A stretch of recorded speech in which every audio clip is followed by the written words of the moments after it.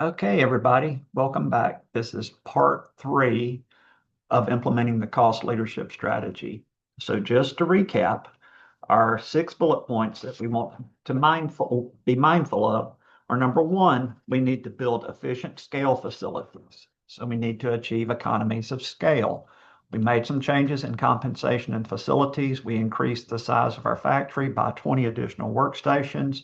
We put in a robotics upgrade. We changed our workers' compensation. And we have made some changes such that we've got our product cost down to 127.75. We've tightly controlled our production costs and our overhead. Those are the second bullet points. We've minimized cost of goods sold, R&D, and service. We did R&D, we put it at 6 million. We changed our inputs to lower our cost, and we have increased the compensation of our workers so that they can produce better quality units, which will lower our warranty rate in the long term. We have built efficient manufacturing facilities. We have made sure that we don't have any holes in the facilities for our overstocks to go into. And we have done things within our facility to make it more efficient, like doing the robotics upgrade. On corporate citizenship, we have monitored our outside activities. And in product design, we have simplified our production processes. Over on the left-hand side, however, you see that we have a problem in that we have a negative ending cash balance of minus $28,330,000. Okay, so that leads me to finance and cash flow because I've got to cover those cash shortfalls. Okay, so you see in red our projected ending cash balance, negative $28,330,000. Okay, so I'm going to show you how to optimize your capital structure. This is really, really important, and it's going to be a little bit complicated, so I want you to pay attention. The first thing that I need you to know is that every business should have a preference for OPM. That's other people's money. And what I mean by that is we should prefer the money that we borrow from institutions such as banks, rather than preferring the money that our investors or our owners put into the company.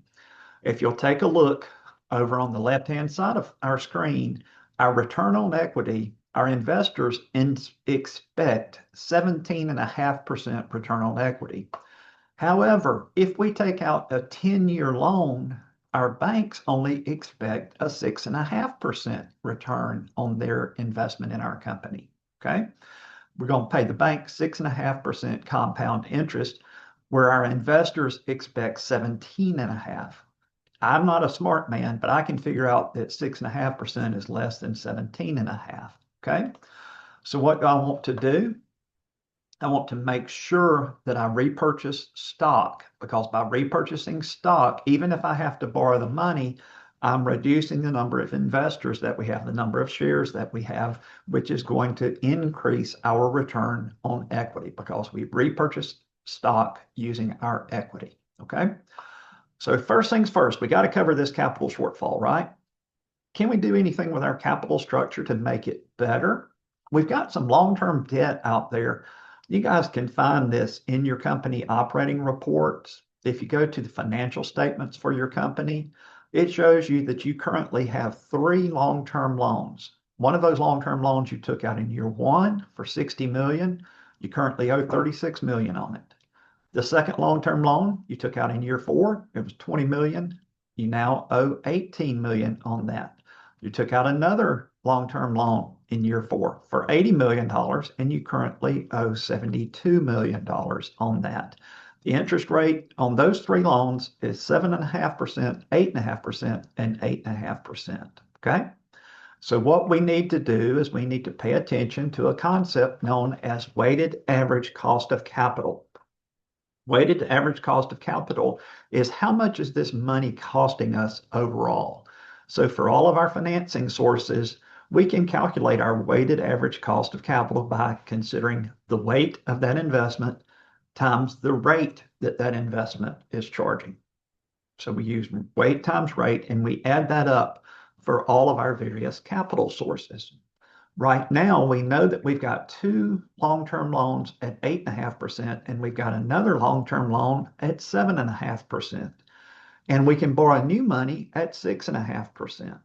So I know, just as I know that 6.5% is less than 17.5%, I also know that 6.5% is less than 8.5%.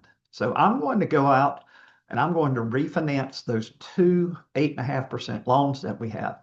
Now, Globus is unique in that it only allows us to refinance two loans in any given year. Okay, so I'm going to take the highest cost loans that I have and I'm going to refinance those.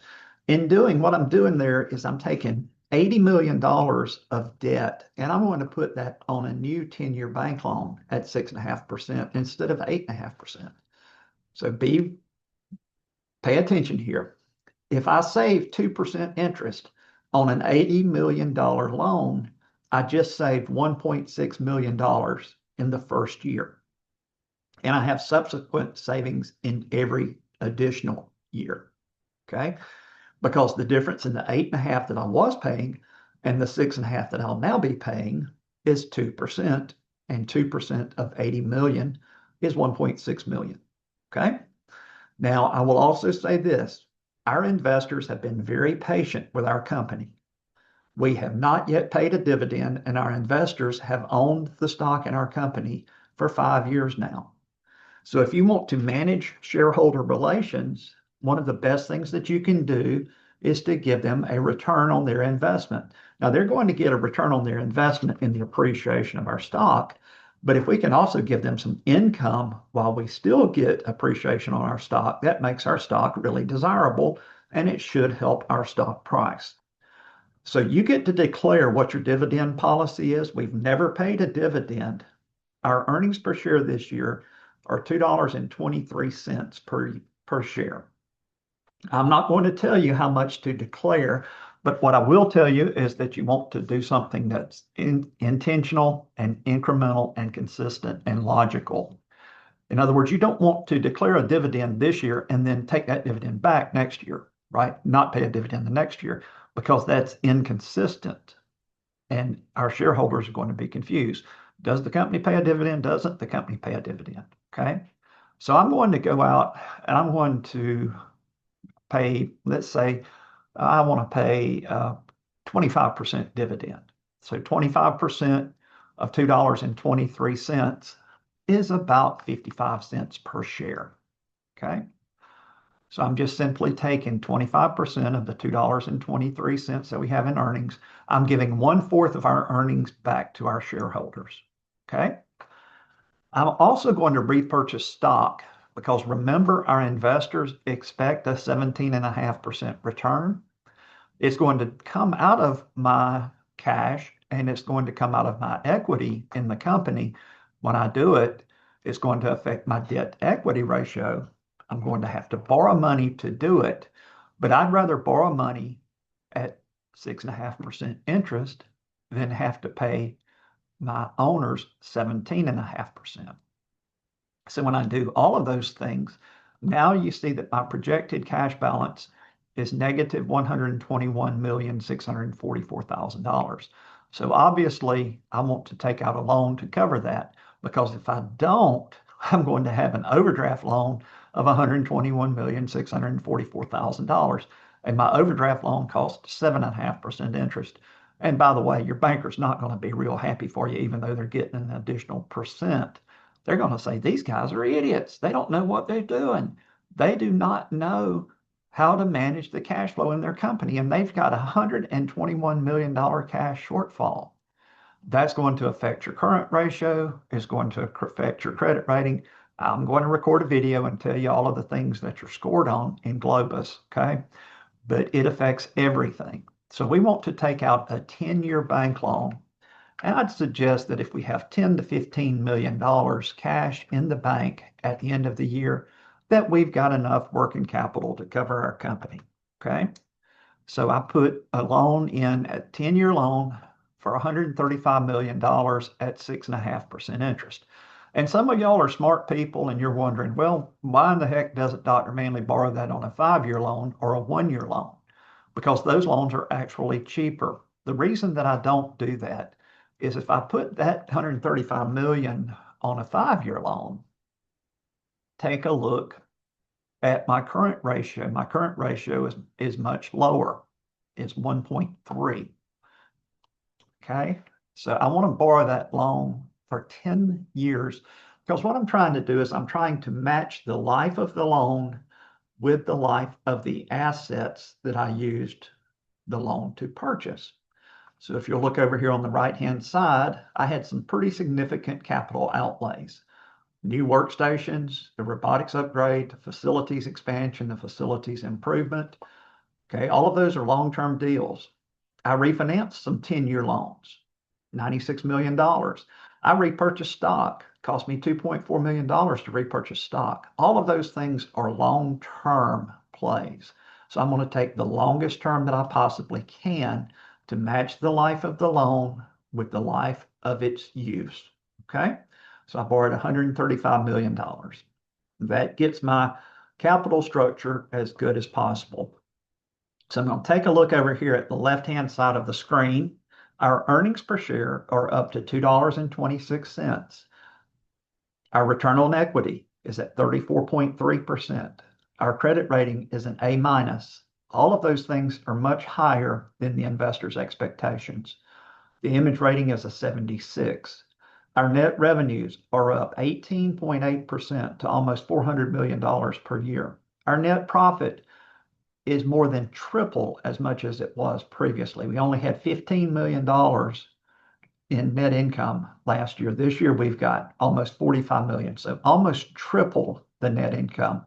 Our ending cash shows that it's up. The reason that it shows that it's up is last year our ending cash was only $5 million. Of all of these numbers over here on the left, the ending cash, the change from year 5 or whatever year you're working in, doesn't really matter. What you want to do is to make sure that you've got enough cash at the end of the year that you don't have an overdraft loan, because those are expensive and they tell your banker that you don't know what you're doing. They send a very bad signal to investors and to institutions. Okay, so that's all the decisions to really make my capital structure what it should be. We always want to make sure that you save your decisions before you exit Globus. All right, so I'm going to only record one more video, and that one more video is going to cover the things that you're scored on in Globus.